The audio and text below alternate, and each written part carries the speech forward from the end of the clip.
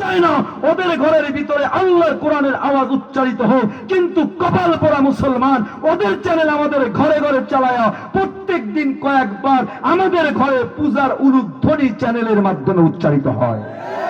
কথা বলে না ঠিক কিনা? ওরা এই চ্যানেলগুলো সবচেয়ে বড় শত্রু।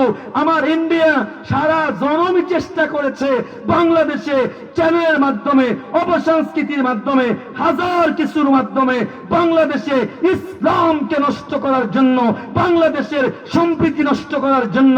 ওরা মাঝে মাঝে বলে, ইন্ডিয়ার প্রায় প্রত্যেকটা স্টেটে স্টেটে আমি প্রোগ্রাম করেছি এক সময়, আমি স্পষ্ট দেখেছি ওদের আমাদেরকে বলে বাংলাদেশে মুসলমানদের অধিকার নেই, হিন্দুদের অধিকার নেই, হিন্দুদের সংখ্যালঘুর উপর জুলুম করা হয়। অবাক হবেন, গত কয়েকদিন আগে বিবিসি রিপোর্ট করেছে বাংলাদেশের স্বাধীনতার পরে বর্তমানে সবচেয়ে বেশি সংখ্যালঘু নিরাপদ আছে। কথা কয় না ঠিক কিনা বলেন?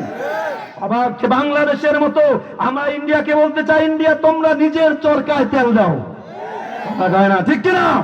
নিজের চরকায় তেল দাও। তোমাদের দেশে মুসলমানদের উপর যেই পরিমাণ জুলুম করা হয়, আমার বোনদেরকে হিজাব পড়তে দেওয়া হয় না, মুসলমানদেরকে গরু জবাই করতে দেওয়া হয় না, শুধুমাত্র গরুর গোশত খাওয়ার কারণে পিটিয়ে পিটিয়ে পুড়িয়ে হত্যা করেছে, ডজন ডজন উদাহরণ রয়েছে।